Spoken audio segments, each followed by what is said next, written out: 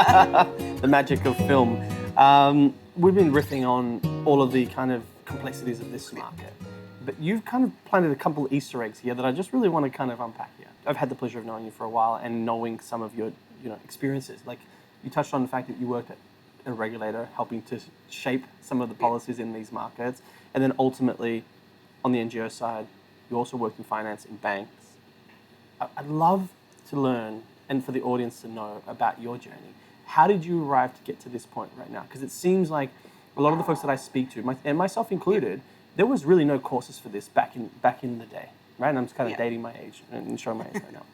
But essentially, it's fortuitous. Effectively, we navigate life and ultimately see where our skill sets, our passion, and we have this ikigai, essentially the confluence of all of these different attributes. How did you arrive here?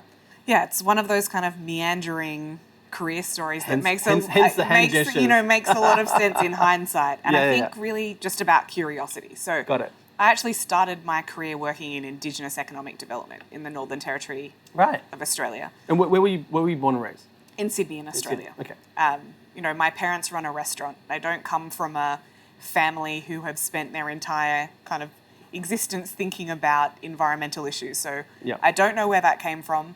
I wanted to be a physio. I loved sport when I was in high school, and that's not what I ended up studying. I studied environmental law, which is. But that's more correlated than how I started. I'm a biochemist by training, and I found myself in carbon markets.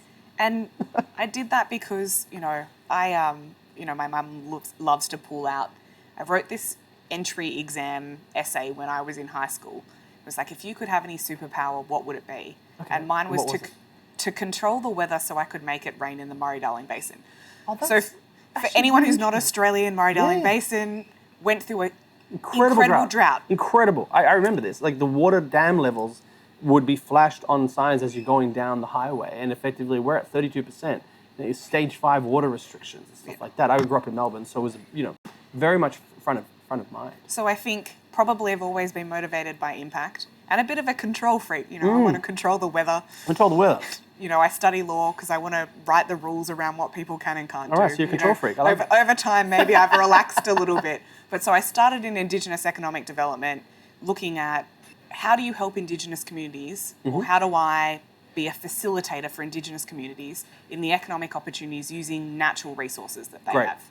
One of the first savanna burning projects in Australia happened in West Arnhem Land, which is where I was working at that time. I cannot claim any credit for that project. But an incredible and most glorious place in the world. Like the beauty of Arnhem Land and Kakadu and just the top end, I think it's a sight to behold.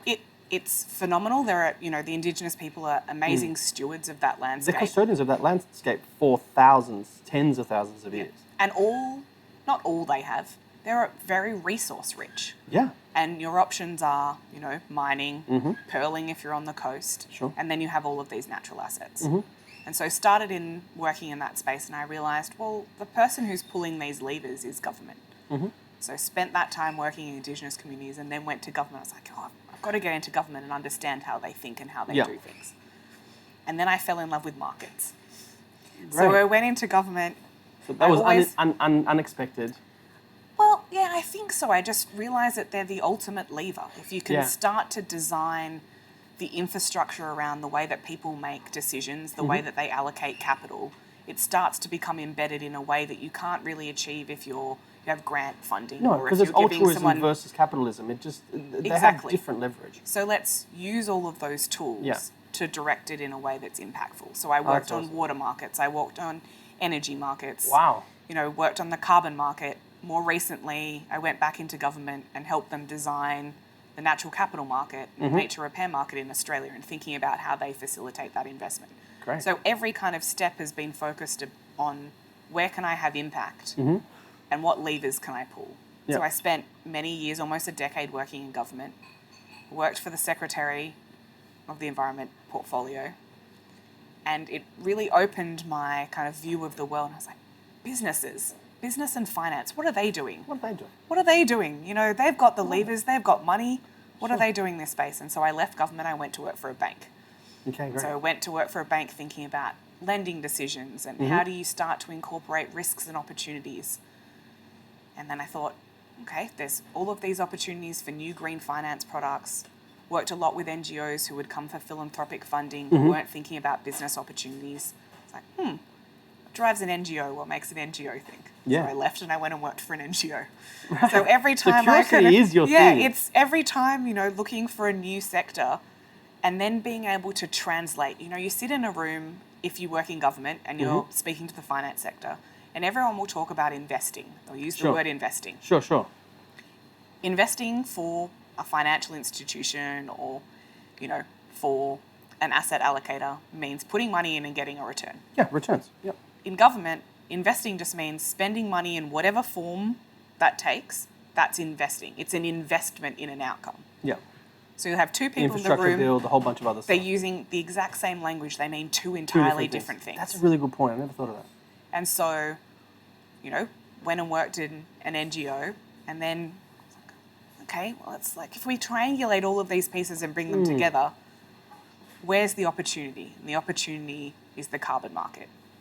And, it's a slightly different journey, I think, from others who, particularly, going back to people see compliance markets in many ways as the holy grail, and then they've looked at the verified carbon market and their, criticisms around its maturity and those sorts of things.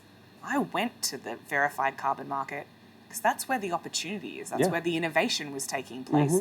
That's where the impact was taking place. And there's a huge opportunity to scale that.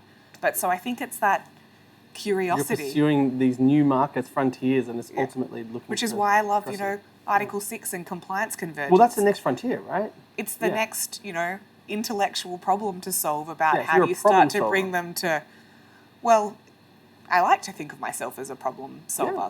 That's what I get paid yeah. to do, to solve clients' problems, Yeah. ultimately to simplify the complex, and ultimately hey, solve this, whether it's the sourcing and the counterparty risk, et cetera. Ultimately, that's what advances the agenda, right? Ultimately, you have to reduce the friction. And Problem action and doing things on, in government, it's great. One of the things governments do well are setting the policy parameters and getting scale. But they need to then hand it over to the market. To and you're kind of from the outside looking in. You're not a participant in that market. You're not actively engaging it. And so that's kind of what's driven me in my steps along the way. And Fascinating. it's been a fun journey. I bet. It sounds really incredible. So no, that's fantastic. Steph, again, thank you from the bottom of my heart. Thank you for joining. For I had having me. such a great time chatting about this. I feel like we could continue to go and hours chat and for hours. But thank you again. Thanks for coming to Singapore and for actually sitting down with me and speaking about this. I hope we can do it again. Absolutely. Both on camera and off camera. I think we can solve the problems of the carbon market, and hopefully people... Well, not just us, but I think the collective us. I think we can. Yeah, I think there's an optimism in the market that, will keep my curiosity, meaning I'm in this space for a long time. Well, let's hope. let's drink to that. So cheers. On that note, cheers. Thank you so much.